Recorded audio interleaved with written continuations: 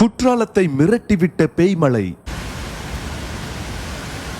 1992 வெள்ளத்தை நினைவுபடுத்திய காட்சிகள். இன்னைக்கு தேதி டிசம்பர் 13 வெள்ளிக்கிழமை. குற்றாலத்துல இந்த வருஷத்துல இதுவரை இல்லாத அளவுக்கு கனமழை கொட்டி தீர்த்திருக்கு. விடிய விடிய பெஞ்ச கனமழையினால மெயின் அருவி, ஐந்தருவி, பழைய குற்றாலம் அருவின்னு எல்லா அருவிகள்லயுமே கடுமையான வெள்ளப்பெருக்கு. மெயின் ஃபால்ஸ்ல ஏற்பட்டிருக்கிற வெள்ளப்பெருக்கால பாலத்துல உள்ள தடுப்பு கம்பிகள் உடைஞ்சு வெள்ளம் கரை புரண்டு ஓடிட்டு இருக்கு.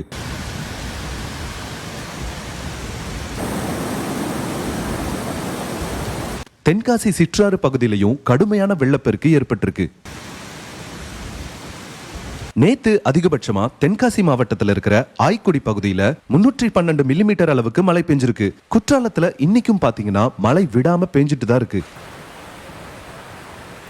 சில இடங்கள்ல மரங்கள் சாஞ்சும் விழுந்திருக்கு. வெள்ள மீட்பு பணிகள்ல ஈடுபட்ட ஊழியர்கள் உடனுக்குடனே அதை அப்புறப்படுத்தியும் வர்றாங்க. சோ மக்களே, இப்போதைக்கு யாரும் குற்றாலத்துக்கு அவசியம் இல்லாம வர வேண்டாம். குற்றாலம் வரதுக்கு திட்டமிட்டு இருக்கிற ஐயப்ப பக்தர்கள் உங்களோட பயணத்தை அடுத்த 2 நாட்களுக்கு தவிர்க்கிறது நல்லது. தென்காசி மாவட்டத்துல மழையினால பாதிப்பு ஏற்படும் பட்சத்துல கண்ட்ரோல் ரூமுக்கு தொடர்பு கொண்டு தகவல் தெரிவிக்கலாம்னு கலெக்டர் சொல்லியிருக்காங்க. சோ மக்களே, எல்லாரும் சேஃபா இருந்து மழையை என்ஜாய் பண்ணுங்க. தென்காசி லைஃபுக்காக ஜஸ்டின் துரை.